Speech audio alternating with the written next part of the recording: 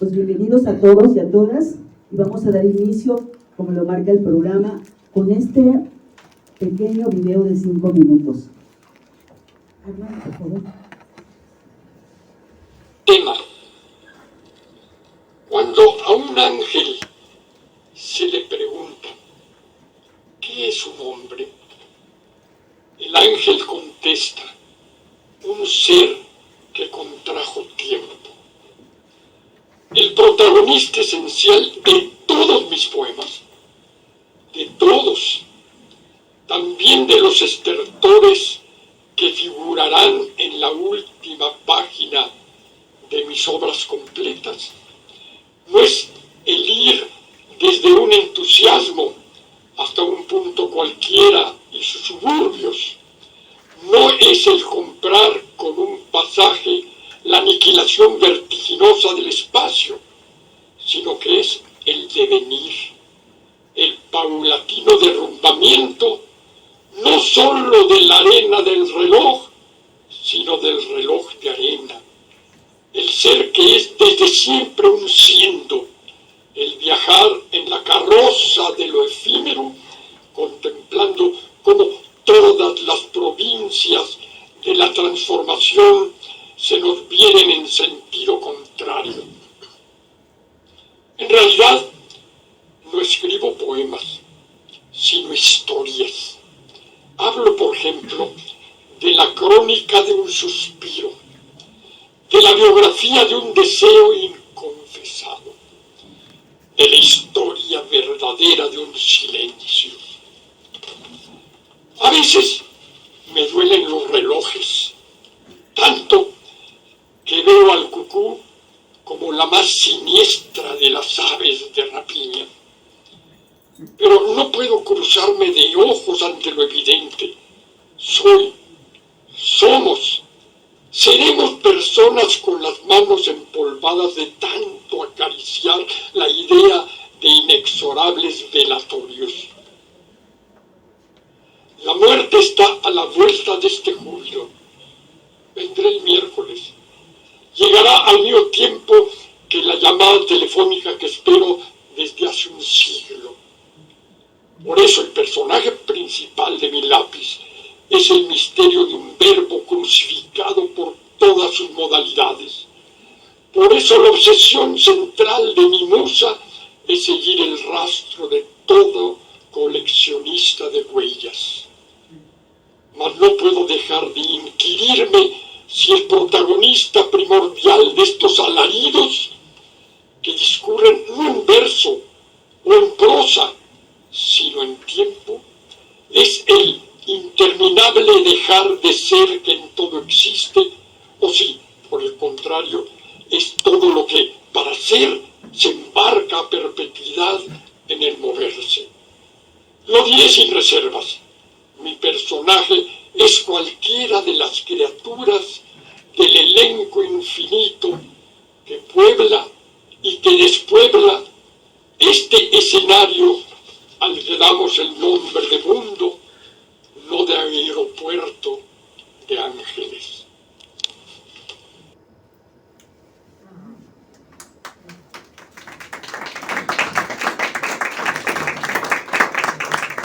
Bueno, continuando con el programa, aquí me darán a presentar a la mesa.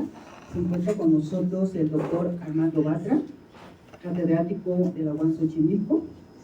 Nos acompaña la doctora María del Rayo Ramírez Fierro, quien conoce y ha conocido a través de todo este trabajo sobre el fondo. También está con nosotros el maestro Bernardo González Rodarte, amigo y compañero y colega de aquí del Cáncer del Valle. Nos acompaña también para moderar esta mesa la maestra Mariana Elkis. Maestra, bienvenida y gracias.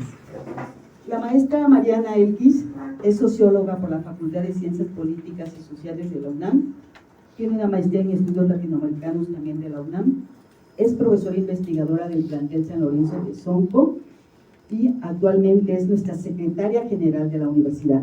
Mariana, muchísimas gracias por acompañarnos, por compartir esta tarde haciendo pensamiento crítico, como nos conocimos en Sonco. Bienvenida y le dejo la palabra. Muchísimas gracias. Gracias a todos por estar aquí. Gracias por invitarme. Desde que soy secretaria general me dedico más bien a temas administrativos y se empieza a perder el calor del pensamiento, porque aunque son difíciles los procesos administrativos, lo que sí es innegable es que divertidos no son, mucho menos sexys y mucho menos provocadores. En ese sentido les agradezco mucho porque se extraña, esperamos pronto ya, muy pronto regresar a la academia y volver a ser persona de la academia y no de los archivos malos, no de los buenos. De verdad, muchas gracias a todos por acompañarnos. Le voy a presentar al doctor Armando Bartra. La verdad es que no necesitaría presentación, pero vamos a cumplir la formalidad.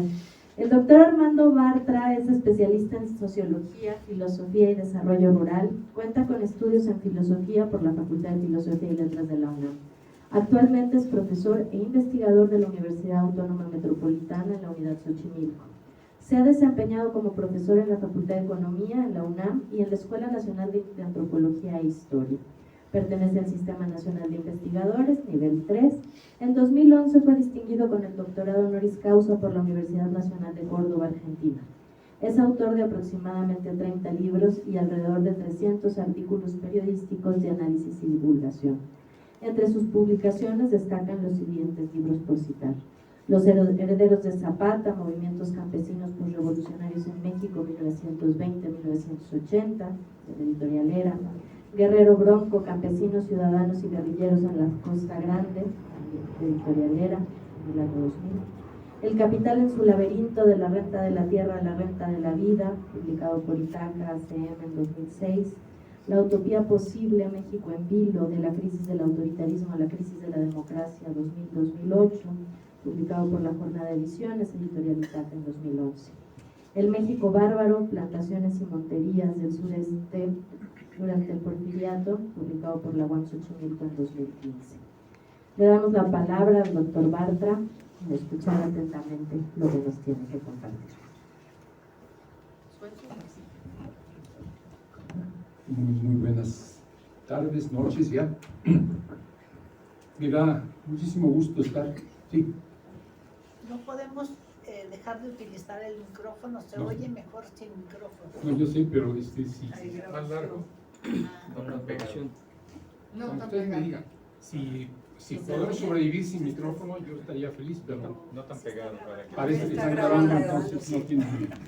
Bien, voy a tratar de poner una distancia correcta, de hablar a la distancia a la que debo de hablar, en el tono que es necesario porque las máquinas así lo exigen, pero que ustedes sean un poquito más flexibles que las máquinas, porque debo decir que me da mucho gusto estar aquí en la UACM, aquí en San Lorenzo, en el San Lorenzo de la del Valle, porque he estado recientemente en el otro San Lorenzo, en el Tezonco, y aquí en la Pecera, no en cualquier lugar, y aquí recuerdo que la última vez que estuve fue con otro gran personaje de mi vida, que es, porque Nacho del Valle vive, Nacho del Valle de Frente Pueblos en Defensa de la Tierra, y ahora hablando de otro personaje también fundamental que ya no vive, que es Enrique González Rojo, y un libro en particular, el último que yo he leído de él, comentaba que espero que no tenga otras 800 páginas por ahí, porque no me va a alcanzar la vida para alcanzar a leer todo lo que él escribió.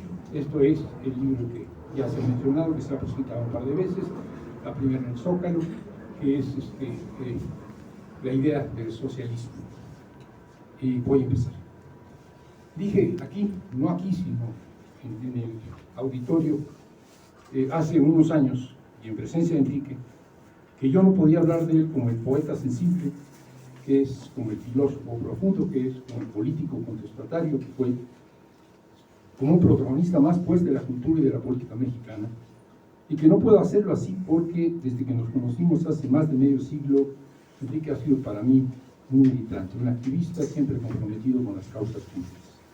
Y las más de 800 páginas de la idea del socialismo en la historia, dedicadas a desentrañar el pensamiento que inspira las luchas libertarias que el mundo han sido, lo corrobora. Enrique es un militante como lo fuimos, como lo somos muchos de su generación y de la siguiente. Hombres y mujeres empeñados en hacer de este mundo un lugar más habitable. Militantes que, como dice Enrique en un poema, y sus poemas me parece que son muy, muy citables, voy a empezar por ahí, fuimos terroristas y armábamos el delicado mecanismo de explosivas mentadas de madre para ponerlas en lugares claves del sistema. Hasta ahí, Enrique. Y sigue. Salíamos a una junta poniéndonos el traje, la bufanda y el seudónimo. Y continúa. Militantes que, y ahí concluye el poema, soñábamos con que hasta el último instante y contra las arrugas y el cansancio, nuestra voluntad aún hay la forma de levantarse en armas. Y también, ¿por qué no?, aquellos que como él, alguna vez nos enamoramos de una trotskista, él fue de una trotskista, podría ser de una leninista, podría ser de una guevarista, de una maoísta, y si nos alcanza el tiempo, de una neozapatista. ¿Por qué no? Y todos los de esa banda alucinada somos Enrique, porque Enrique es el compromiso generoso con las mejores causas, porque Enrique es la militancia. Nos conocimos a principios de los años 60, posiblemente en el departamento del Pepe Revueltas, un departamento que tenía estaba en la colonia Juárez, cerca de la esquina de Insurgencia y Chapultepec, y fue una reunión en donde estaban seguro Pepe, Enrique, seguramente Eduardo, Jaime y quizá algún otro. La reunión de la política, y yo me encontraba ahí, no como Armando Bartra, como ahora me encuentro aquí con ustedes, sino como Carlos Méndez, mi nombre de batalla en los tiempos de acoso policíaco y obligada clandestinidad. Y en esta reunión discutimos, si no recuerdo mal, fue sobre la lucha por la paz y la alienación del hombre a la bomba, a la máquina destructiva. Por ese entonces Enrique pertenecía al espartaquismo mexicano, fundado entre otros por Pepe Revueltas, y yo militaba en la corriente política de al lado, no en la Liga Leninista Espartaco, que era la de ellos, sino en la Liga Comunista Espartaco, que era la nuestra. Grupúsculos ideológicamente colindantes, pero claro está, desavenidos, fraternalmente desavenidos, diría yo, a estas alturas. Ya desde entonces Enrique tenía preocupaciones políticas conceptuales que lo acompañaron a lo largo de toda su vida. En los años 70 comenzó a desarrollar una teoría sobre los intelectuales como clase y en perspectiva más amplia sobre las tensiones entre trabajo intelectual y trabajo manual. Sobre este asunto escribió, entre otros textos, Teoría Científica de la Historia en 77, haciendo teoría marxista del trabajo intelectual y del trabajo manual ese mismo año, y La Revolución Proletaria Intelectual de 1981. Una preocupación nada gratuita, pues la propuesta de que además de las clases canónicas, burguesía, proletariado, hay una clase intelectual, ilumina, y cito otra vez Enrique, cuestiones que la concepción binaria del marxismo tradicional dejaba sin explicación u ocultaba, y llevaba obligatoriamente a negar el carácter socialista de gran número de países que después de la Revolución Rusa de octubre y antes de la caída del muro de Berlín y el derrumbe de la URSS decían hallarse construyendo el régimen socialista. Hasta ahí Enrique. Aunque sus publicaciones sobre este tema, el de la clase intelectual, son viejas, 30, 40 años, todavía se encuentran. En este libro, por ejemplo, se pueden recorrer con bastante extensión. A fines de los 50, cuando Enrique todavía militaba en el Partido Comunista Mexicano, abordó ya el tema en una publicación que todos tendrán seguramente ahora. Se trata del número 3 de Revolución, una publicación, seguramente está aquí en el archivo, sin duda, pero no creo que los aquí presentes la compartan. Un número, el número 3 de la revista Revolución, publicación mensual que se imprimía en Morelia desde 1961, dirigida por Enrique Álvarez Magaña y animada por Revueltas. Ahí aparece un artículo de Enrique titulado Los intelectuales del partido, escrito en 59, y ahí señala, por una parte, la necesidad de la formación política en un partido supuestamente marxista, el PCM, en donde, cito, solo el 25% de los militantes han leído el Manifiesto Comunista.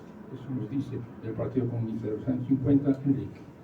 Pero el texto de Enrique alerta también contra los riesgos del intelectualismo, al respecto del cual habla de enfermizo amor a las citas y a la cultura en sentido burgués, además de personalismo e indisciplina.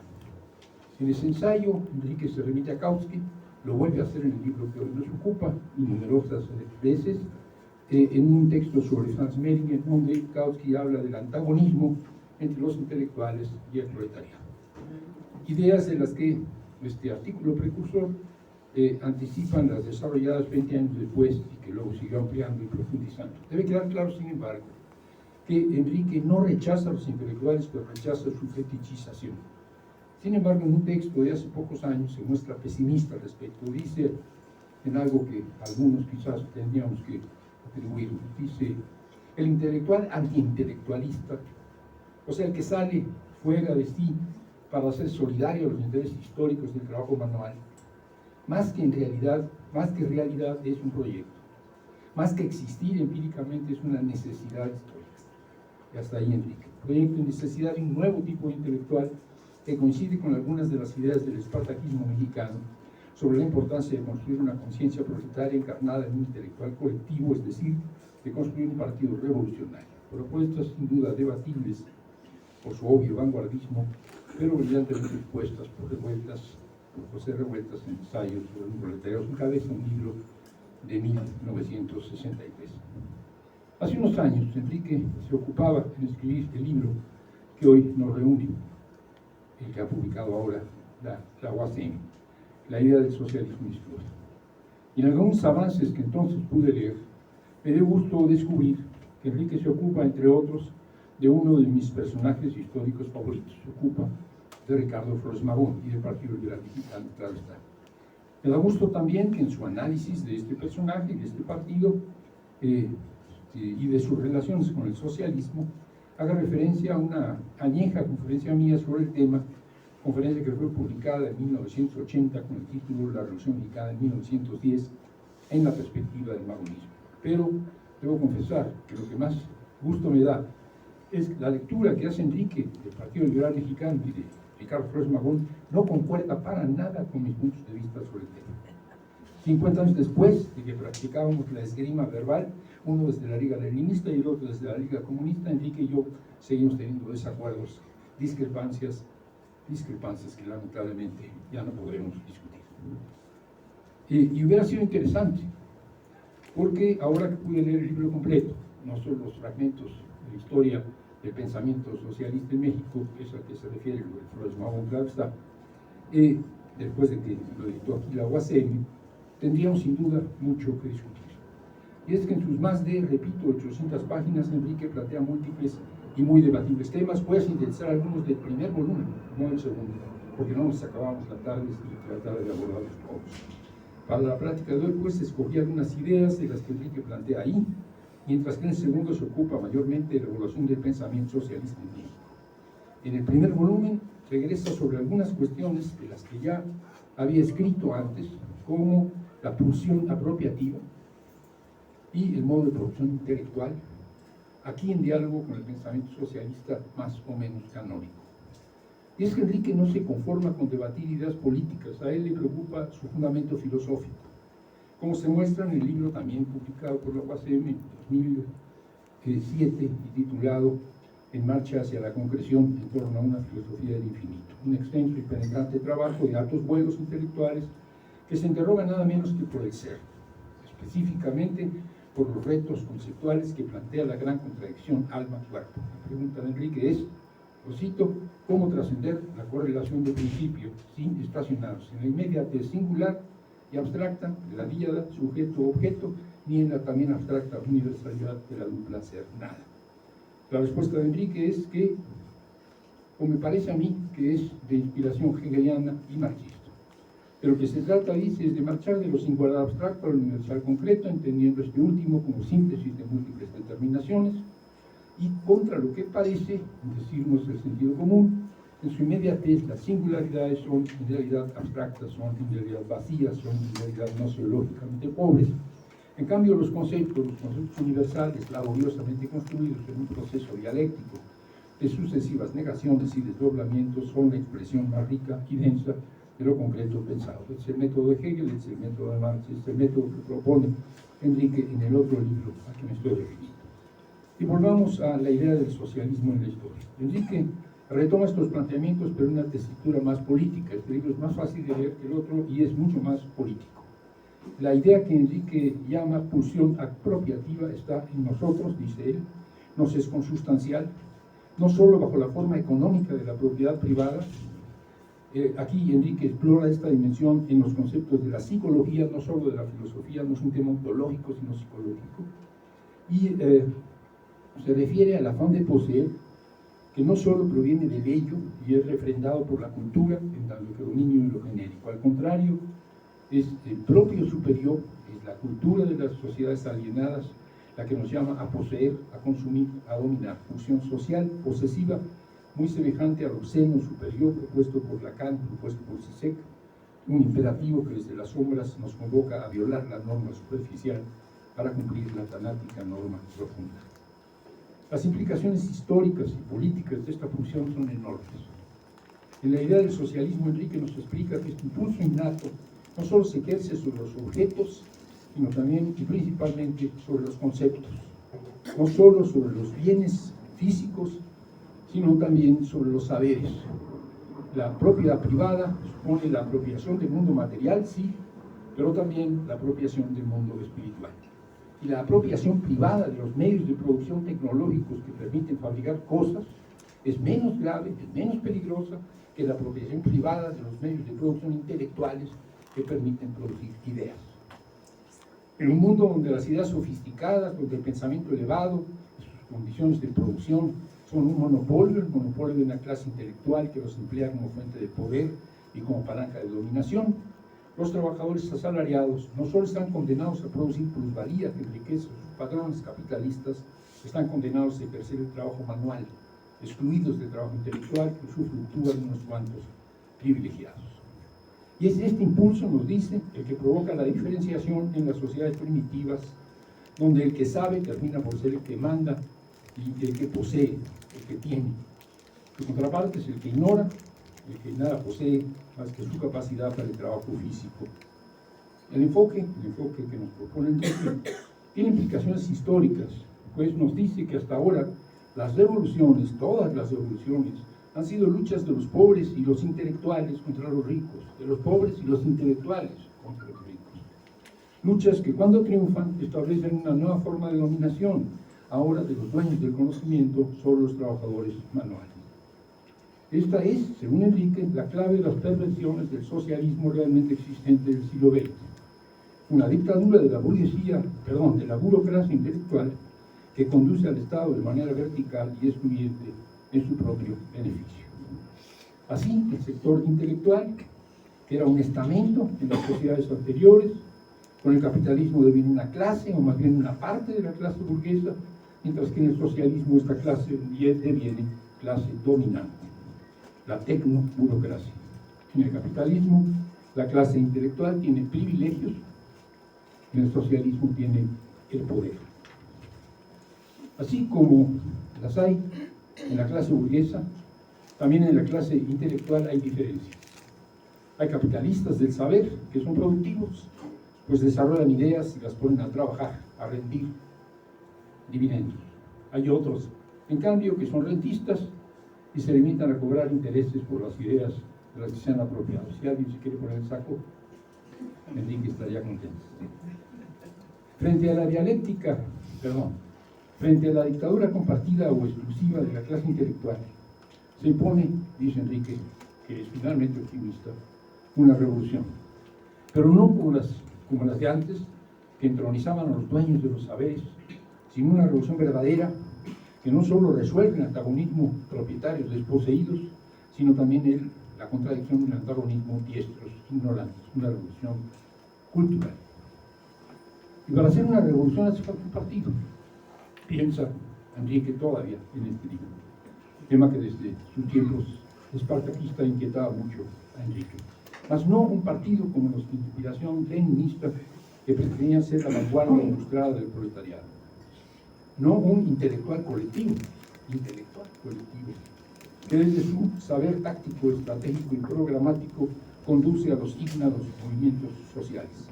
El partido leninista, piensa, es la expresión militante de la alianza asimétrica entre la clase trabajadora y la clase intelectual. Y ya sabemos cuál es el resultado. ¿Y entonces qué? La herramienta política, la palanca revolucionaria que propone Enrique, es la que llama partido libertario. Un partido que no pretende conducir orgánicamente los movimientos sociales. Un partido que no es, por tanto, un partido vanguardia, pero que sí es portador de una teoría de vanguardia, de un pensamiento libertario. Porque, piensa Enrique, la liberación de los trabajadores de la dictadura intelectual es también una liberación intelectual. La revolución cultural, cuyo sustento social no son las organizaciones gremiales reivindicativas que ahora predominan, sino un amplio y diverso movimiento autogestionario, un activismo consciente y libre por el que la sociedad se autoorganiza, se organiza a sí misma y decide por sí misma y piensa por sí misma. Suena bien, ¿no? Lo leía, lo volví a leer y me sonaba bien. Navegando entre Marx y Bakunin, Enrique no solo ha historiado el pensamiento socialista, también ha hecho su apuesta, una revolución libertaria en que los trabajadores sean sus propios intelectuales. Una revolución que, sin negar de plano al Estado, como los anarquistas, tampoco lo cuelga a trasmano, como lo hacen los marxistas con la dictadura del proletariado. Una revolución por la que se contenga la pulsión apropiativa, por la que nos jodimos la vida. Ya me volví enriquista, en el sentido de Enrique González Rojo, claro está. Ya me convenció Enrique post-mortem de lo que no pudo convencerme cuando vivía. No por desgracia. Sus más de 800 páginas de apasionada argumentación son atrapantes, son seductoras, pero no me acaban de convencer. Y no es que esté en desacuerdo con sus argumentos, que son a veces contundentes, sino que sus respuestas parten de preguntas distintas de las mías. Ese es el problema. Como el de Enrique, también mi pensamiento cambió desde los tiempos ya remotos del espartaquismo. Cambió sobre todo porque cambiaron mis preguntas, porque ahora son otros los interrogantes a los que trato de responder, cuestiones que son distintas a las que inquietaban a Enrique en este libro y en otros. Si la clase intelectual vuelta a tecnoburocracia se apropió de las revoluciones, hay que revolucionar la idea de revolución. Si la clase intelectual se apropió de la idea de socialismo, hay que recuperar la idea de socialismo. Si la clase intelectual se apropió de las ideas, hay que liberar las ideas. Eso es lo que se plantea Enrique. Y Enrique se lo propone al escribir la idea de socialismo en la historia, una obra monumental y apabullante que sin embargo no responde a mis preguntas. A las suyas, sí. Está por aparecer una versión actualizada de un libro mío que cuando se publicó por primera vez hace 8 años llamé Hacia un marxismo mundano. Y viendo su contenido me doy cuenta de que lo que nos distingue a Enrique y a mí es la temática. Yo territorializo mis preguntas. El neorrentismo del capitalismo crepuscular y su violencia estructural, los retos de nuestra América convertida desde hace un cuarto de siglo en laboratorio de la Revolución Mundial, el lugar de los campesinos y las mujeres en un orden en que solo debía haber obreros y burgueses. Mi marxismo es o pretende ser mundano. En cambio, en la idea del socialismo en historia, como en el otro libro reciente que ya he mencionado, La marcha hacia la concreción, no encuentro el ancla que los engancha con la realidad, con mi realidad, con la realidad que pienso que es nuestra realidad, que es mi opinión. En estos textos, un concepto lleva a otro concepto, las ideas se montan sobre las ideas. Es el de Enrique un pensamiento utópico, y no es peyorativo, es utópico en el mejor sentido del término. Un pensamiento que me atrapa, que me seduce, pero que me deja con las mismas dudas. ¿Qué le vamos a hacer? Ya pronto podremos debatir estos y otros temas en el lugar en el que de seguro estás, como siempre, deletreando el infinito.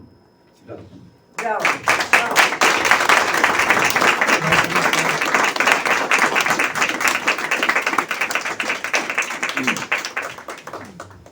Muchísimas gracias. Gracias por la pertinencia de las palabras, de revisitarnos, de revisitar las ideas y revisitarnos con nuevas preguntas, que supongo que de eso se trata, que siempre haya nuevas preguntas. Y no tengo duda que si Enrique González Rojo estuviera aquí también tendría nuevas preguntas que hacerse. Le voy a dar la palabra a la doctora María del Rayo. Perdón, no traigo lentes, entonces tengo que hacer un esfuerzo. María del Rayo Ramírez Fierro, querida compañera, profesora, es doctora en filosofía por la UNAM, filósofa especialista en filosofía latinoamericana, autora de Simón Rodríguez y su Utopía para América y de Utopología desde Nuestra América. Es profesora investigadora de la Academia de Filosofía de Plantel del Valle Este en la UACN. Le doy la palabra. Gracias, María.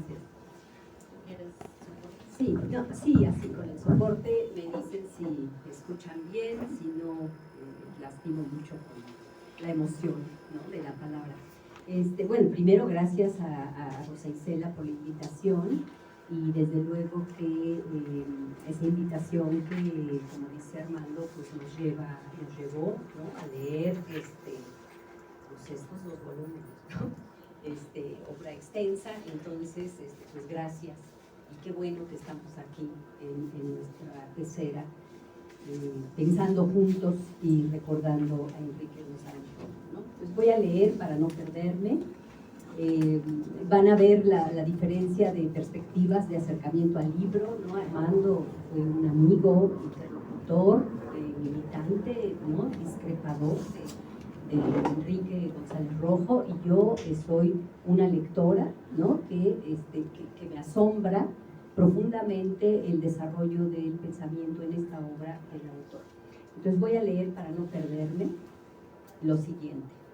En las líneas que siguen haré una presentación general del contenido de los 2 volúmenes con el propósito no solo de invitarlas a su lectura, sino de seguir problematizando conceptos del poeta y filósofo Enrique González Rojo Arcos.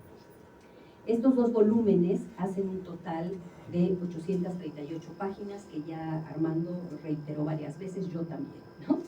En palabras del autor, su principal preocupación en este libro es, cito, el examen de la naturaleza o esencia del socialismo, aquello que lo define en contraste con otros puntos de vista, y del paso en general que ha tenido en la historia, del siglo XIX a la actualidad.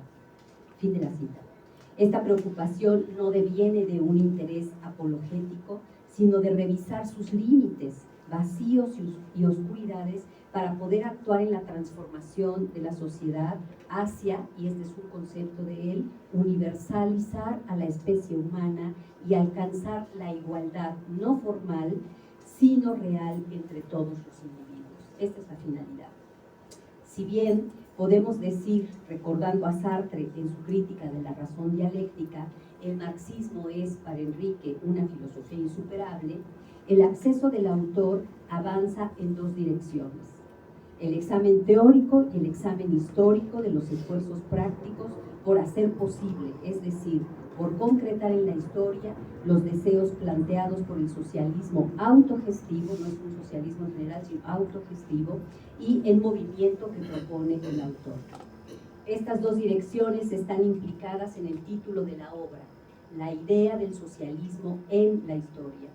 El contenido de esta larga obra es el siguiente, solo lo menciono para que se den una idea de cómo va recorriendo su reflexión el autor. Volumen 1 incluye 7 núcleos problemáticos. 1. La idea del socialismo en la historia. 2. La propiedad en el decurso histórico. 3. La clase intelectual, su presencia en la historia y la caracterización del socialismo. 4. En torno al llamado modo de producción asiático. 5. Alrededor del llamado bonapartismo. 6. El otro socialismo, el anarquismo. Y 7. La autogestión yugoslava. En el volumen 2 desarrolla 4 núcleos problemáticos. 1. La revolución cultural china. 2. La idea del socialismo en México. 3. Sobre el partido libertario. Y 4. Reflexiones sobre la transición al socialismo autogestionario. Leo en este itinerario reflexivo el movimiento conceptual de cuestiones teórico-generales obligadas, como definir el socialismo, su diferencia con el socialismo utópico, el marxismo, el comunismo y el anarquismo, para, a través de la revisión histórica posterior de los procesos de China, Yugoslavia y México, llevar la reflexión a una pregunta programática. Cito, ¿qué hacer entonces para que este movimiento en pro de la autogestión social, que nace con tanta precariedad y se desarrolla con dificultades sin medida, pueda convertir su indignación militante en un torbellino tal que acabe por hacer a un lado al poder y coloque en su sitio a la autogestión? Fin de la cita. El itinerario que recorre Enrique González Rojo en esta obra no solo remite a los debates filosóficos y políticos de siglo y medio, de mediados del siglo XIX a la primera década del siglo XXI, sino al horizonte político internacional y nacional de pensadores y pensadoras de su generación, y militantes, ¿no?, que apostaron por no renunciar a la posibilidad de cambiar el mundo en la dirección de la universalización de la igualdad material y la justicia social para hombres y mujeres.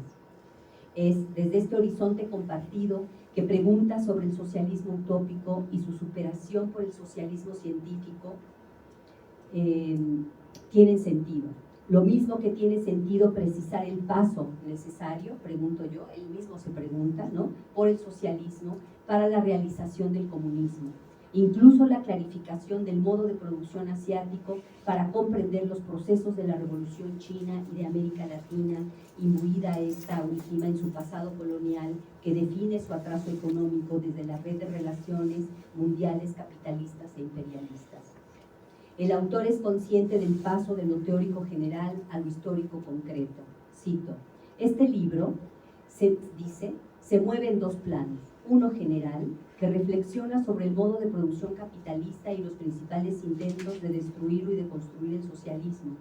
Otro particular, que bajo el título La idea del socialismo en México, capítulo 6, examina la presencia del socialismo en este país, anarquismo, comunismo, etc. Fin de la cita. Todo esto con una finalidad práctica y política expresa, cito: la necesidad de crear un nuevo tipo de organización de lucha que se deslinde de los partidos políticos tradicionales y adquiera dos características: un afán de combatir y superar el capitalismo, parte destructiva, y un afán de crear un sistema en que se humanice al hombre, como dice el joven Marx, parte constructiva. En México, ambos procesos, destructivo y constructivo, pasan por hacer, en la reflexión del autor, una crítica a la ideología de la Revolución Mexicana, el nacionalismo revolucionario, y una crítica del bolchevismo y del llamado socialismo real. En el caso de México, como ya apunté arriba, el examen pasa por la crítica al nacionalismo revolucionario en el poder y, a la vez, por la historia del anarquismo y del comunismo.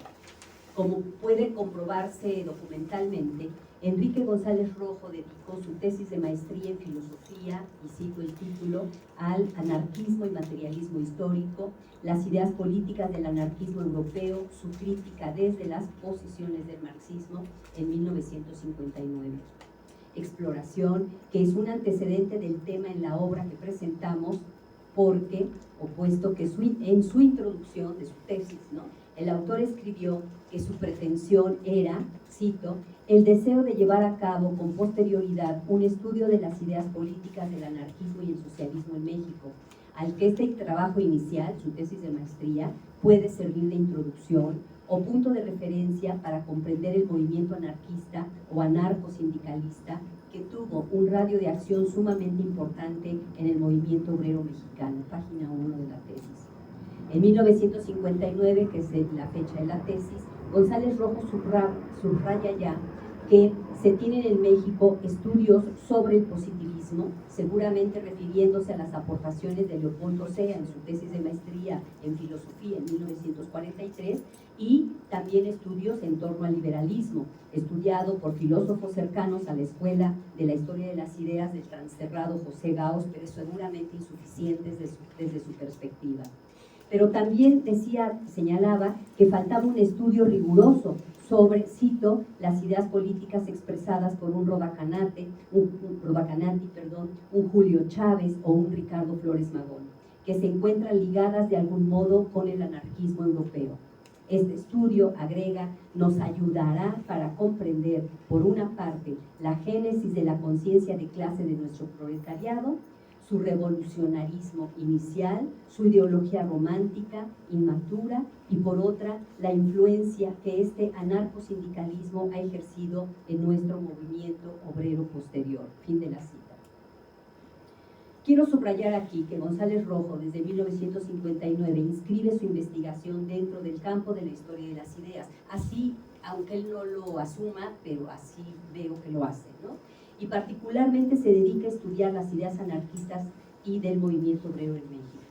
Habrá que esperar los trabajos de Carmen Rovira, discípula de José Gauss, quien realiza junto con su equipo de investigadores e investigadoras una aproximación más amplia a las ideas filosóficas en México desde el siglo XIX a inicios del siglo XX, y en la que incluye, entre muchas otras corrientes, al liberalismo y escasamente al anarquismo. Hay una nota de pie de página que no voy a leer.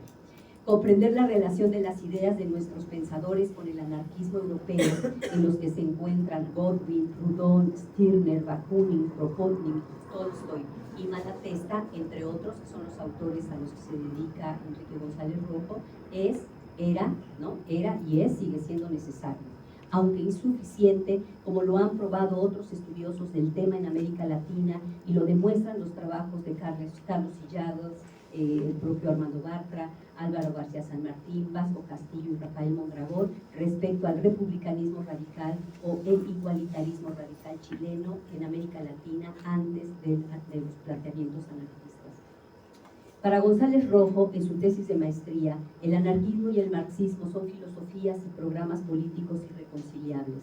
El anarquismo es abstracto, voluntarista y utopista, mientras que el marxismo es científico y concreto, porque su condición de posibilidad es transformar las relaciones económicas.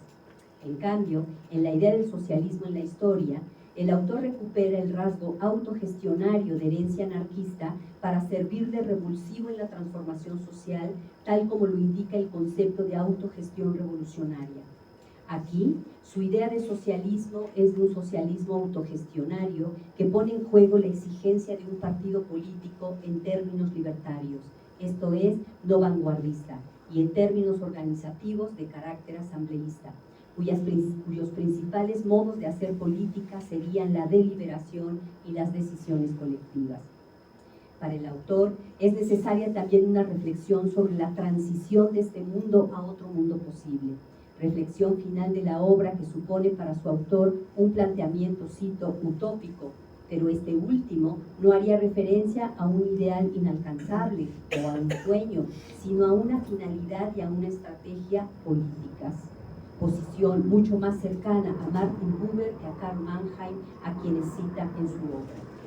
La finalidad es la realización histórica del socialismo autogestionario con un modo de producción autogestivo, que así le llama, modo de producción autogestivo, a diferencia del modo de producción capitalista. La estrategia, cito, es la consecución de la autogestión social a través del Partido Libertario, que debe ser anticapitalista e internacionalista y en contra de cualquier tipo de poder técnico, científico y burocrático. La propuesta del Partido Libertario descansa en la idea política de un pueblo organizado que puede sufragar, votar de manera auténticamente democrática, organizado de manera autogestiva y de pensar desde esa base organizativa el contrapoder, que pasa evidentemente por superar la dicotomía entre trabajo manual y trabajo intelectual. Es el pueblo organizado que ejerce su pensamiento y vota y toma decisiones de manera colectiva.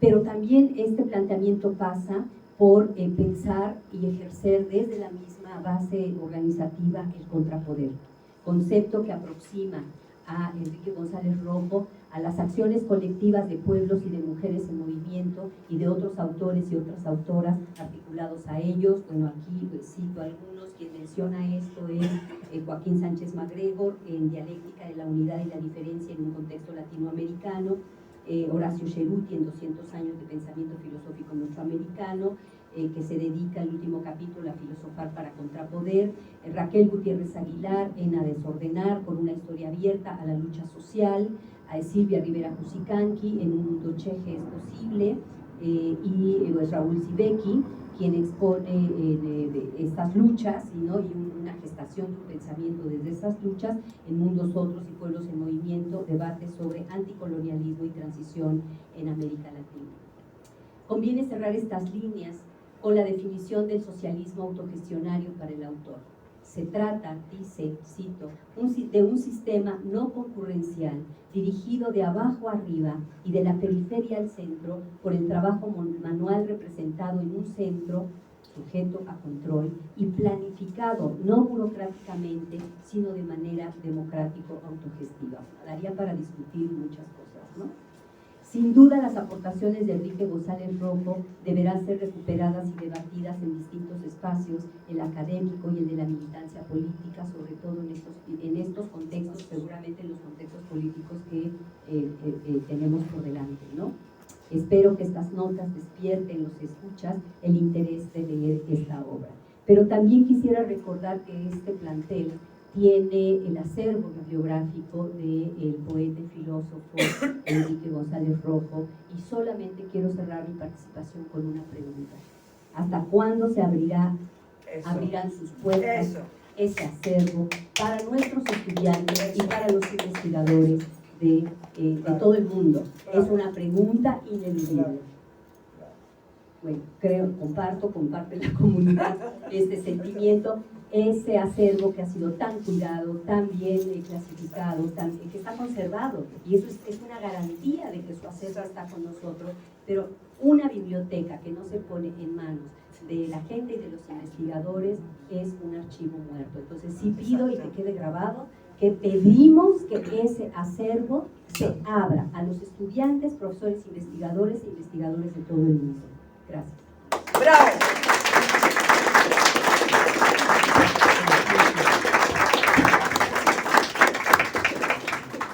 Muchas gracias, María. Qué importante, efectivamente, viejos debates, nuevos debates, viejas preguntas, nuevas preguntas, pero sobre todo creo que aquí lo más importante es este deber, sin duda, que tendríamos que tener todos de estar transformando siempre la búsqueda de la transformación del mundo por un mundo más justo.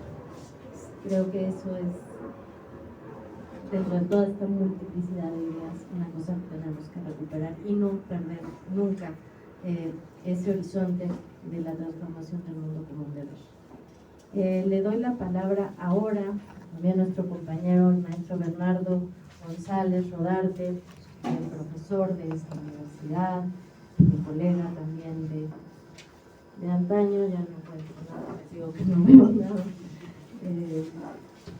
Ahora leo lo que me dieron, lo prometo, aquí está. Bernardo es licenciado en Economía por la UNAM, tuvo estudios de posgrado en Economía también por la UNAM y estudios de Humanidades y Ciencias Sociales por la UACN. Cuenta con experiencia laboral en la Secretaría de Educación Pública de México y la Secretaría de Industria y Comercio. El maestro Bernardo conoció al escritor Enrique González Rojo Artur en 1969 en círculos de estudio de la organización política clandestina llamada Perspectiva del Espartaquismo Integral, que era heredera de la organización política de izquierda Liga Leninista Espartaco, formada a inicios de la década de los 60 y comandada entre otros por los dirigentes y literatos José Revueltas y el mismo Enrique González Rojo Artur. Es profesor investigador de la Academia de Ciencia Política y Administración Urbana del Plantel del Valle. Pusieron aquí profesor. Me parece muy bien que ahora los errores vayan para allá. Esa sea la constante. Justamente a este plantel del Valle, y le cedamos la palabra a Bernardo. Adelante, Bernardo. Muchas gracias. Bueno, pues realmente muy emocionado de estar en esta mesa compartiendo con las profesoras y particularmente con el profesor Armando Barta, profesor mío en la Facultad de Economía, en el Seminario del Capital. Desde entonces, pues hemos continuado juntos en muchas actividades, incluso en la experiencia que tuve yo en Nicaragua, él nos apoyó allá en toda la discusión sobre la reforma agraria que se hizo en la época de la revolución, cuando todavía estaba presente la idea de la transformación, que pues ha sufrido, ¿verdad?, una desviación, pues desgraciada prácticamente.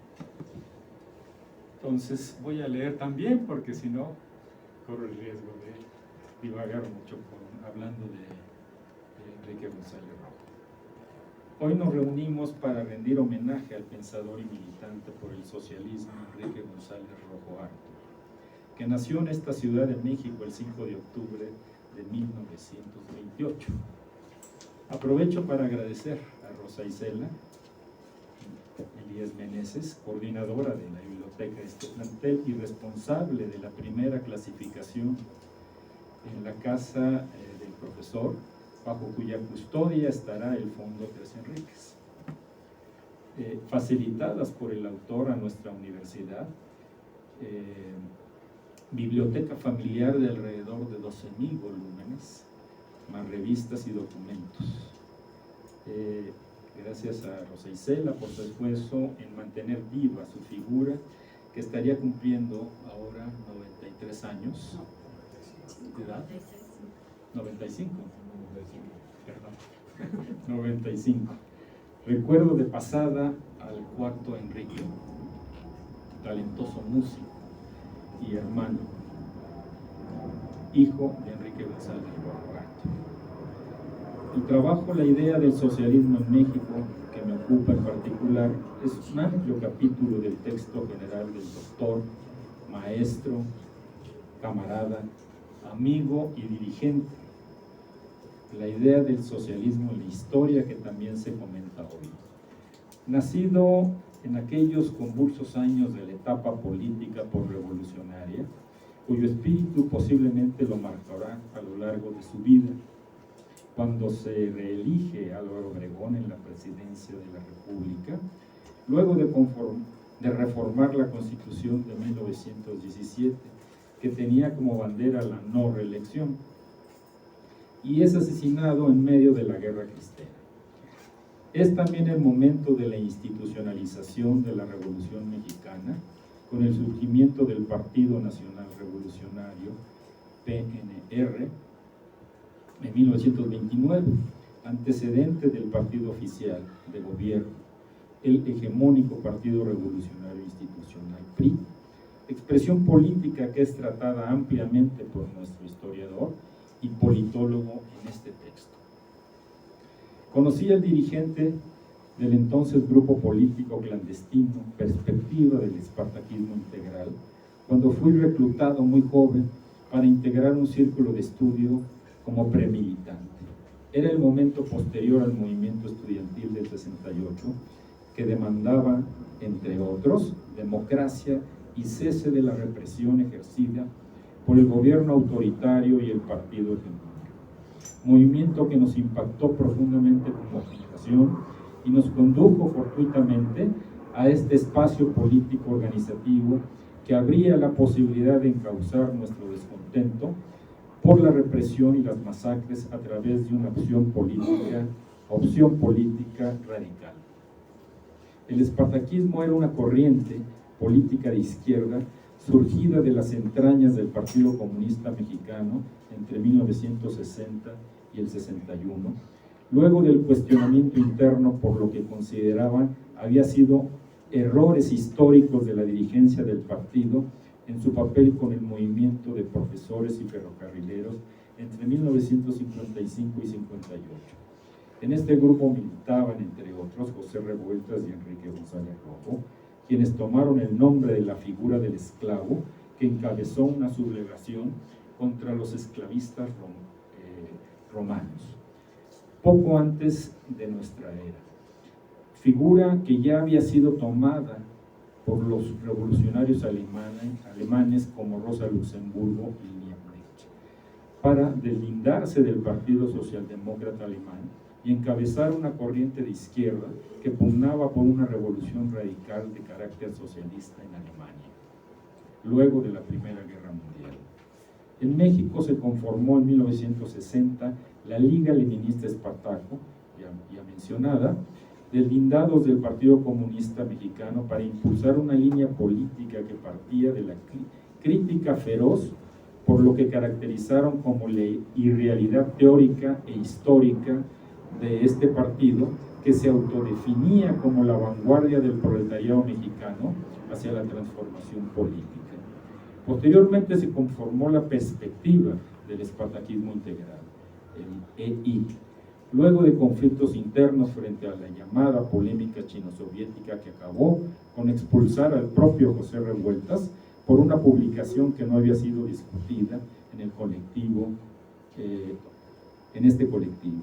Este grupo, el Espartaquismo Integral, nació con un perfil clandestino para protegerse luego de la represión desatada por el gobierno de Díaz Ordaz y el encarcelamiento de José Revueltas, entre otros dirigentes. González Rojo era ya una figura política como escritor, poeta, profesor de filosofía y militante político de izquierda, con posturas consideradas extremadamente radicales por sus críticos.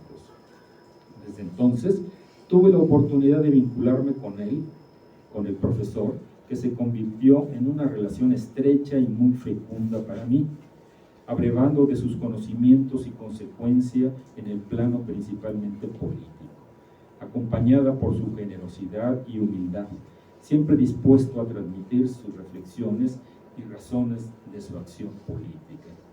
Este trabajo sobre la idea del socialismo podemos ubicarlo como una obra cumbre del dirigente y pensador, no solo por su extensión y profundidad, sino por el carácter y tratamiento sobre la pertinencia del socialismo, que tiene como condición la destrucción del modo de producción capitalista oligárquico a través de lo que él conceptualiza como la revolución proletario manual. Considero que se trata de una obra política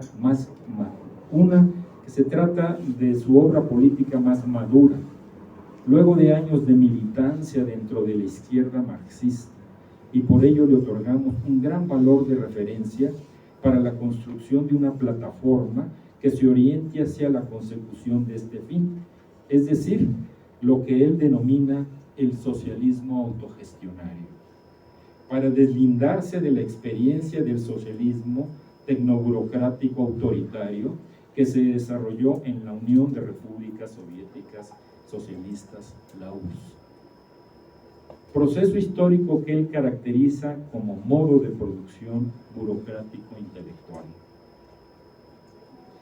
González Rojo propone, en cambio, un proyecto de construcción de una sociedad superior al capitalismo que llama socialismo autogestionario, dirigido por la clase proletario manual.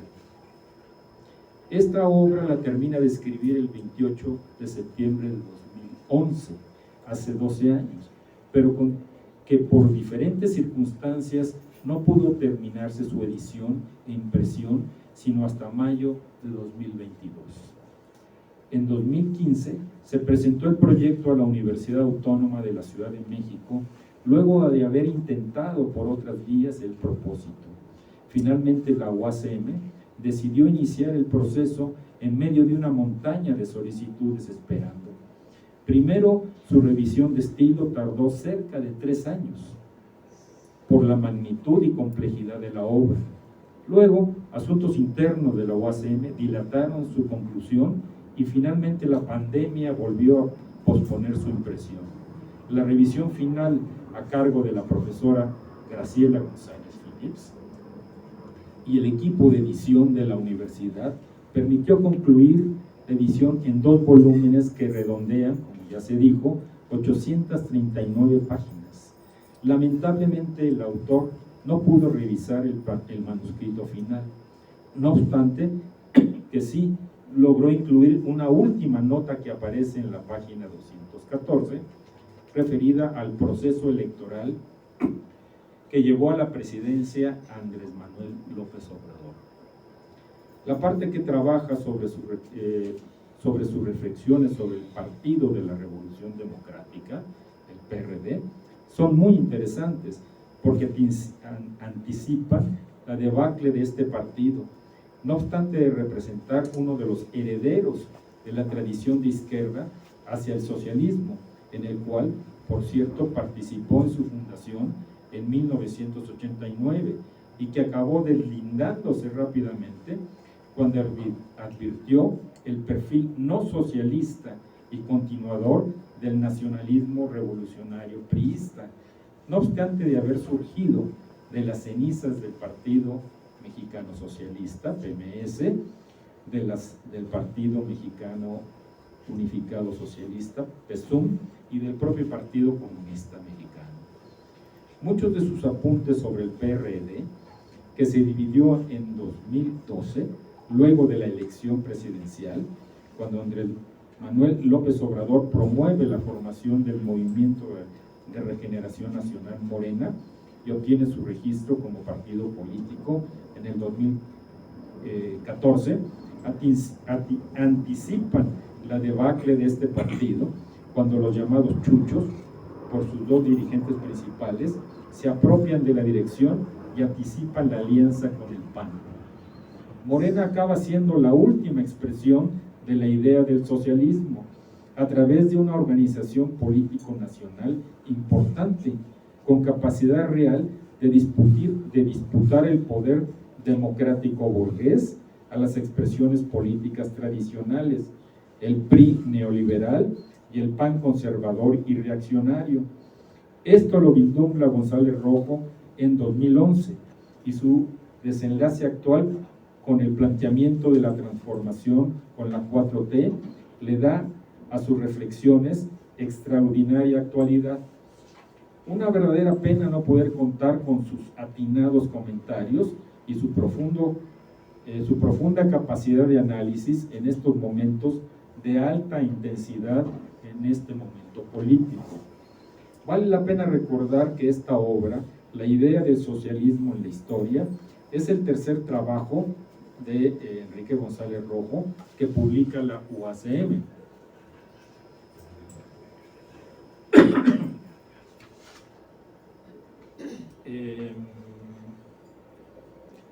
La primera, en 2007, La marcha hacia la concreción, que ya refería Armando, en torno a una filosofía del infinito. También monumental obra de 631 páginas que concluye con una de sus principales preocupaciones y propuestas, la autogestión, que la define entonces como la libre asociación de los individuos por llevar a cabo ciertos propósitos o tareas. Es preciso, afirma, no solo autoorganizarse, sino autogobernarse. El principio autogestionario de la autovigilancia es la lucha permanente contra la heterogestión, es decir, de las decisiones políticas que se toman y que vienen desde arriba hacia abajo. La autogestión, en cambio, puede ser particular o social, económica o política, la acción recíproca, el apoyo mutuo.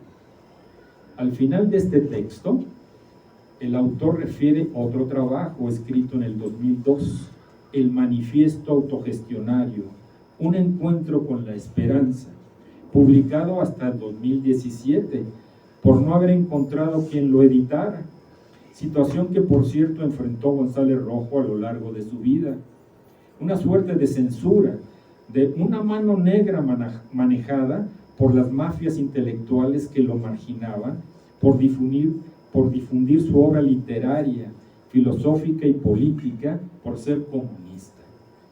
En el Manifiesto Autogestionario, el autor concluye afirmando que tiene a la utopía como su protagonista fundamental, el contrapoder, el modo de producción socialista autogestionario que conduce a la humanización del ser humano, mujeres y hombres. También traigo a colación otro texto publicado por la UACM en el 2018, el tercero, una reimpresión del trabajo escrito en 1974 como material de apoyo a su curso de teoría de la historia para el recién creado CCH Vallejo de la UNAM. En él, el profesor realiza una amplia exposición de lo que denomina teoría científica de la historia, el materialismo histórico y dialéctico, en concreto el marxismo, donde expone conceptos básicos como modo de producción, lucha de clases, teoría del partido, la revolución y la idea del socialismo. También incluye otro asunto que trabajará con amplitud posteriormente, que también ya lo refirió Armando, esto es, la teoría de la clase intelectual y su propuesta, por cierto, muy polémica, de caracterizar a la URSS y al Partido Comunista de la Unión Soviética, el PQS, como la dictadura de la clase burocrática intelectual y al sistema autollamado como socialismo real, como modo de producción intelectual, anticipando su fracaso. También presenta una reseña, acerca de las principales referencias de la historia de la filosofía y de la filosofía de la historia. Por ello, la Biblioteca del Estudiante de nuestra universidad consideró conveniente reimprimirlo para apoyar los cursos de teoría política 1, 2 y 3 de la Academia de Ciencia Política. En él expone brevemente los aportes historiográficos y de historia y de filosofía de la historia, desde Heráclito hasta los positivistas y estructuralistas, pasando por San Agustín, Maquiavelo, Hegel, Kant y por supuesto Marx. En el texto que nos ocupa, La idea del socialismo en México, describe la aparición de este planteamiento desde las primeras expresiones con el anarquismo de tinte fourierista, con el griego Plotino Rodacanati, también ya mencionado, y los mexicanos Francisco Salacosta y Julio Chávez. Una especie de socialismo artesanal más cercano a Proudhon que a Marx, promoviendo las formas organizativas de los trabajadores como las cooperativas y mutualidades. Comento que este trabajo lo he utilizado y lo seguiré utilizando como referencia bibliográfica en mi curso de Sistema Político en México, para exponer que el proyecto por el socialismo ha estado presente en nuestro país desde la segunda mitad del siglo XIX hasta nuestros días y representa una opción política para el futuro. El tono polémico es un sello de la producción intelectual de González Rojo, de su práctica teórica, como también llama él, pero sobre todo en el terreno de su práctica política, lo que llama la nacionalización del marxismo, es decir, la aplicación de los conceptos del marxismo y del leninismo para el análisis de la realidad mexicana. El pensamiento libertario, el anarquismo, será también uno de los ejes transversales de su pensamiento, al cual también somete a una reflexión crítica, por considerarlo en ocasiones como ingenuo e incluso autoritario, por sectario y excluyente. Sobre las primeras expresiones de la idea socialista a través de los anarquistas, las consideran nobles y bien intencionadas, con principios de justeza indudable, como la severa crítica a toda forma de Estado, la denuncia del poder donde quiera que se halle y su anticapitalismo teórico y práctico, aunque más marcados por el fin de la lucha que por los medios para lograrlo. Con ello y por ello, expone uno de sus conceptos centrales que aplica a lo largo de su trabajo, la línea de acción destrucción y la línea de acción construcción. Para ello, plantea que Lenin en Rusia, Mao en China, Tito en Yugoslavia, Castro en Cuba, pusieron el acento en la línea de destrucción, con lo cual se logró desmantelar el capitalismo privado en cada una de sus luchas nacionales, pero no les fue dable crear el socialismo. Considera el autor que el marxismo doctrinario y ortodoxo cree que la destrucción del capitalismo trae automáticamente la creación del socialismo, o que por lo menos crea las condiciones favorables para que se avance en el socialismo como régimen de transición hacia el comunismo. Sin embargo, el anarquismo plantea las cosas al revés. Aunque luchan heroicamente contra el capitalismo y el Estado, son partidarios de la lucha armada, la guerrilla, la huelga general, la acción directa, no logran crear una línea de destrucción. ¿Por qué?, se pregunta González Rojo. Porque aunque tiende a la pureza doctrinal, acaban atentando contra la disciplina, la cohesión, la política de alianzas, la necesaria visualización del combate emancipatorio como un proceso de diferentes etapas. Pone González Rojo el ejemplo de lo que denomina islotes emancipatorios durante el proceso de la Revolución en México, como el caso de la Comuna de Baja California, donde desarrollan experiencias autogestionarias, pero no logran derrotar el capitalismo. Luego de las primeras manifestaciones del socialismo en México, se proyecta la segunda, de mayor importancia, trascendencia y significado, considera nuestro autor, el magonismo. Primero a través del ideario liberal positivista contra el porfirismo y los conservadores, Luego, la construcción del Partido Liberal Mexicano entre 1906 y 1912. Y finalmente, un planteamiento más directamente anarcosindicalista libertario. Aquí González Rojo nos recuerda un asunto programático de primera importancia, la del programa mínimo anticapitalista y el programa máximo socialista, para referirse al programa presentado por los magonistas en 1911, donde ya aluden con más claridad el compromiso de avanzar hacia una idea del socialismo antiautoritario.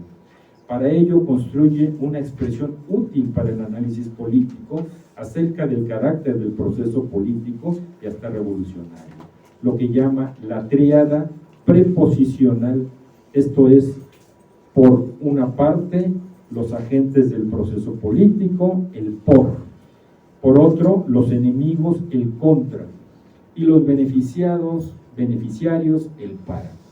Al respecto, considera González Rojo que la Revolución Mexicana se lleva a cabo por campesinos y obreros representados por los líderes. Estoy con el tiempo encima. Termino, entonces, los beneficiarios, el para. Al respecto, considera González Rojo que la Revolución Mexicana se llevó a cabo por campesinos y obreros representados por los líderes Magón, Villa y Zapata contra el porfirismo y los científicos conservadores, pero los beneficiarios fueron los vencedores, Carranza y el Grupo Sonora, que representaba a la burguesía clase media. Aquí, ya voy a terminar. Aquí, curiosamente, González Rojo polemiza ni más ni menos que con Armando Bartra, cuando dice que Bartra cree hallar alguna similitud entre Magón y Lenin en el hecho de que se valieron ambas corrientes de un periódico, Iskra en el caso ruso y Regeneración en el caso mexicano, para difundir y organizar su respectiva concepción político-partidaria.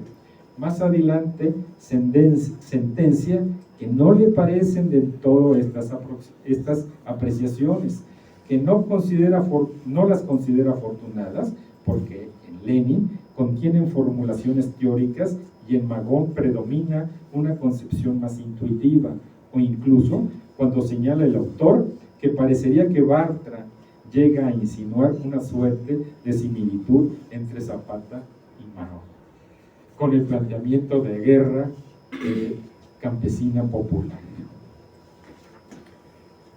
Voy a tener que abreviar mucho de lo que quisiera comentar con ustedes, porque pues después él hace todo un recuento, ¿verdad?, de lo que es la trayectoria del anarquismo durante la Revolución Mexicana, el caso de la Casa del Obrero Mundial, la CGT, ¿verdad?, y la debacle que finalmente sufre esta expresión, el anarquismo.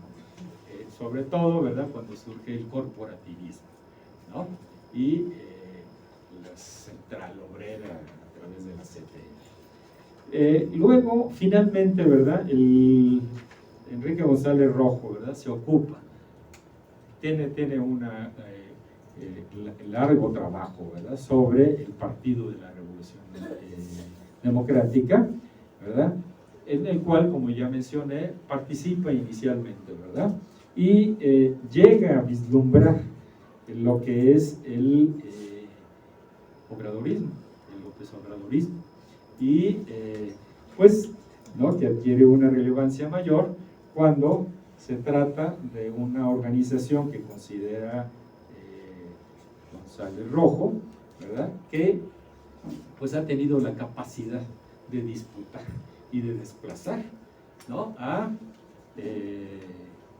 pues los gobiernos hegemónicos de la burguesía, ¿verdad? Y pues estamos en eso, viviendo este periodo, ¿verdad?, pensando, ¿verdad?, que es posible, ¿verdad?, que evolucione la idea del socialismo en nuestro país. Pues hasta aquí llegamos. Muchas gracias.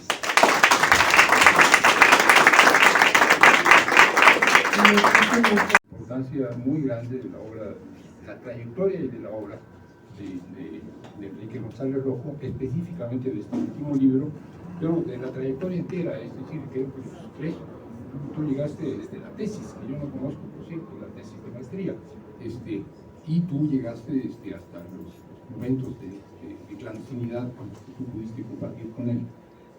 Creo yo que estamos viendo una trayectoria de vida, y este último libro, este libro más reciente, terminó algunos años antes de su muerte, pero en realidad fue la última gran obra que él emprendió. Es de algún modo la culminación. Yo creo que esto lo reconocemos, y yo dije insistentemente, porque al final parecía que yo estaba haciendo una apología y al rato me van a decir, bueno, cuando fundamos el Partido Libertario, y yo no voy a fundar ningún partido libertario, y creo en la autogestión, pero no tanto como Enrique, pero creo que el tema era, y sigue siendo, que seguimos buscando respuestas y seguimos buscando preguntas compartidas. Tú lo dijiste hace un rato, la cuestión es seguirnos haciendo preguntas, y a veces no coincidimos en las preguntas, pero parece que estamos en desacuerdo. Lo que pasa es que él responde a una cosa y yo respondo a otra, y no es necesariamente un desacuerdo, no es incompatibilidad. ¿Qué podría yo decir?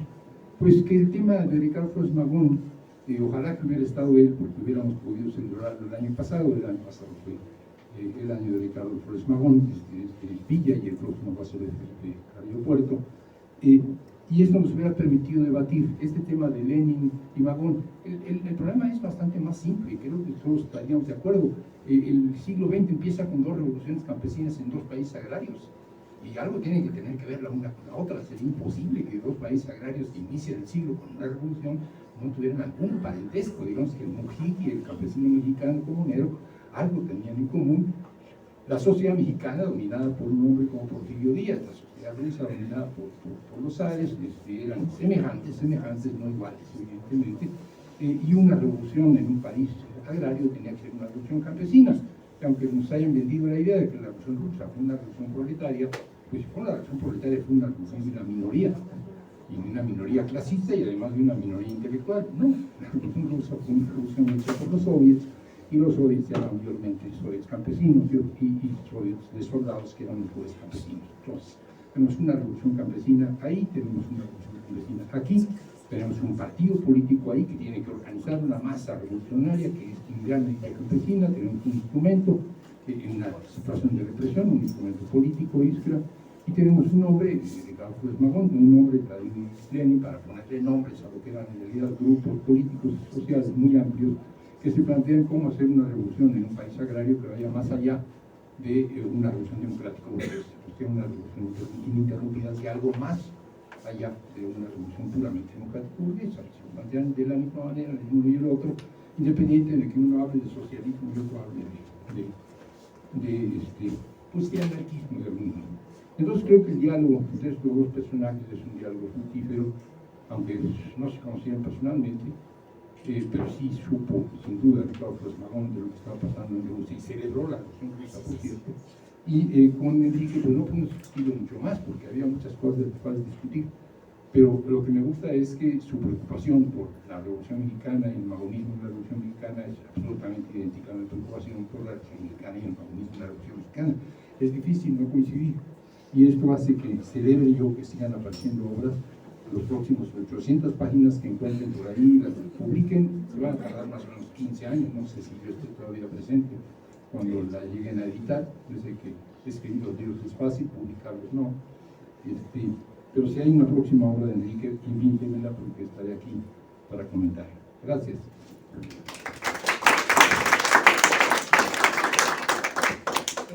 ¿Puedo decirle algo?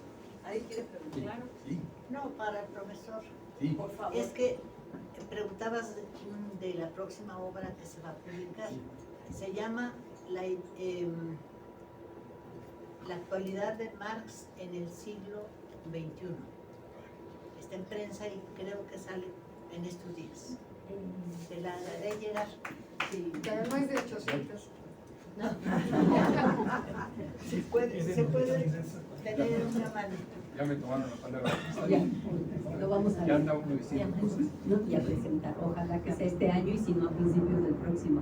Sí, quizá convendría hacer una reflexión sobre los procesos editoriales en la universidad, en el sentido de que sí había una deuda enorme, se tenía que poner orden sobre los procedimientos de cómo publicar también, y que felizmente tenemos ahora procedimientos mucho más democráticos, abiertos y claros para todos, en el sentido de que pues el que quiera publicar se hace una convocatoria anual y hay todo un comité, ¿no?, institucional que organiza eso, y que además han trabajado muchísimo para sacar todo lo acumulado, ¿no?, por problemas internos de la institución, pero también por generar políticas, tal vez no me toca hablar de eso, pero sí debe generar políticas más claras para todos, ¿no? Y de decir, cualquiera que quiere, venga y participe en la convocatoria, ¿no? Toque la puerta, fórmese, y hay un equipo que organiza, que dictamina, que delibera,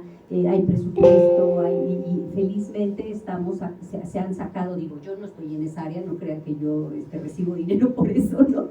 Pero sí hay procedimientos mucho más claros y comités, ¿no?, de los 3 colegios que han sacado mucho trabajo acumulado, y entonces es una maravilla decir que ya los que participan en una convocatoria de este año seguramente el próximo año se van a publicar. Entonces representa un esfuerzo institucional que hay que celebrar, porque pues ahí quien quiera, pues hay convocatorias anuales y quien quiera presenta sus obras, y ahora ya hay más agilidad en ese sentido. Pues bueno, realmente no quería yo meterme en eso, sino ni gastar mis 5 minutos en eso, ahora me quedan 3, pero creo que sí, efectivamente hay distintos accesos, ¿no? O sea, es un libro pertinente, es un libro que vale la pena. De manera personal, a mí me impresionó mucho esta capacidad de ir generando conceptos en toda la obra, ¿no? Yo creo que eso, desde el punto de vista histórico-filosófico, se le agradece al autor, ¿no? Porque no está haciendo solamente una revisión teórica así abstracta, ¿no? Una discusión de si Proudhon, si Kropotkin, si Marx dijo, si no, o sea, hay una finalidad política y un compromiso político concreto con sus realidades. Podemos o no estar de acuerdo con sus propuestas, pero esa es la preocupación, y hay un esfuerzo permanente por revisar, o sea, además una crítica al trabajo intelectual desmembrado, ¿no?, separado de la pura erudición, ¿no?, sino que hay horizontes políticos y posiciones muy claras que toma el autor, y eso se agradece porque no está oculto detrás de la pura erudición y pues acomodándose en un sitio de privilegios, sino de usar digamos los elementos, las herramientas conceptuales para un fin político que nos concierne a todos, ¿no? Podemos o no estar de acuerdo con eso, pero tiene una gran capacidad de inventar, de crear conceptos, de llamarle a las cosas por un nombre: partido libertario, autogestión, modo de producción autogestiva, modo de producción intelectual. O sea, hay una gran creatividad conceptual. Y a mí lo que más me gustó, ¿no?, porque solo si me quedo con eso puede ser divertido, ¿no?, puede ser atractivo para quienes nos gusta eso, pero sobre todo porque hay todo un horizonte histórico con el que permanentemente está dialogando, y eso hace una reflexión mucho más historizada, a lo mejor no en el sentido que a uno le gustaría, o no con los autores, autoras, o los documentos o las perspectivas que a uno le gustaría, pero sí hay un esfuerzo permanente por historizar sus conceptos, historizar las discusiones y hacer una revisión teórico-política. Y yo me quedo con una gran pregunta, desde luego, ¿no? O sea, al final de esta obra, y me lo confirma Bernardo con su interpretación, hay un acercamiento y una defensa de la utopía, ¿no?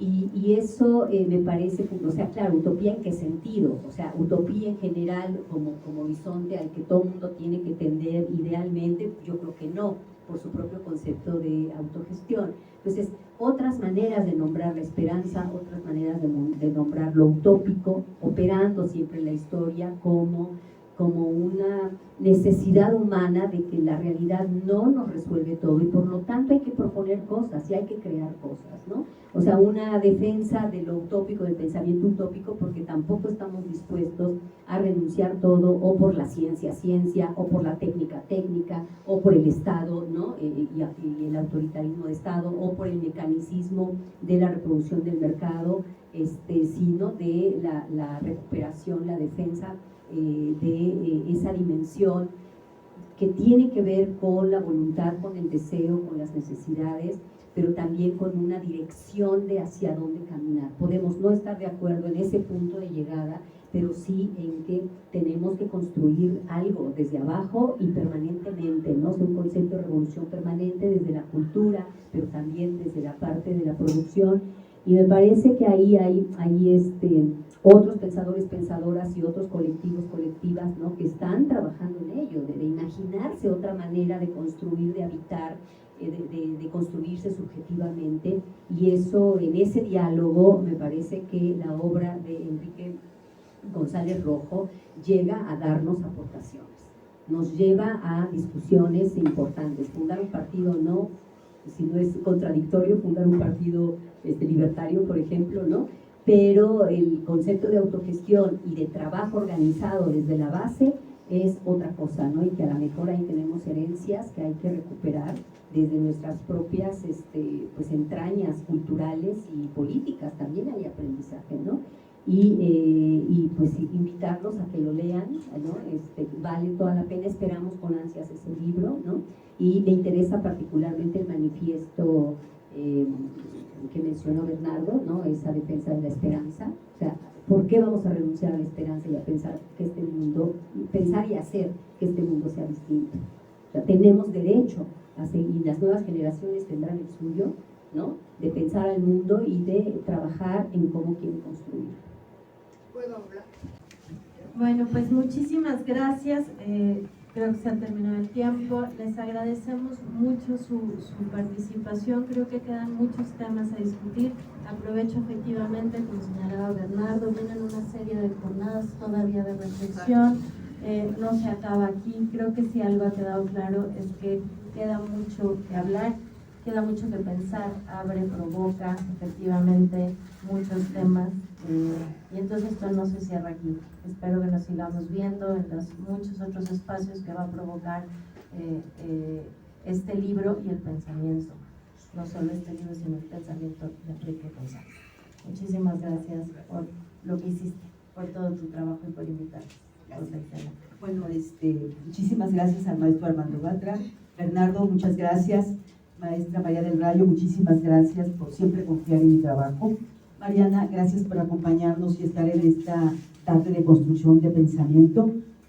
La universidad les da las gracias a través de la Biblioteca del Plantel del Valle, que pertenece a la coordinación, administra la coordinación académica. Y pues bueno, el libro, como todos lo han dicho aquí, tiene una gran cantidad de tipologías que nos invitan a hacer reflexiones.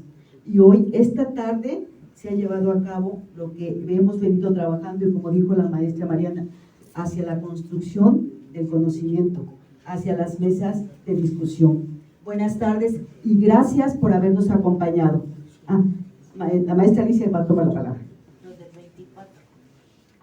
Bueno, hay un cartel de divulgación donde ofertamos una gran cantidad de actividades a través de la biblioteca, y el 24 tenemos por la tarde una lectura de poemas con el poeta Manolo Mujica, ¿sí? Esa se llevará a cabo en la sala de investigación de la biblioteca, ¿de acuerdo?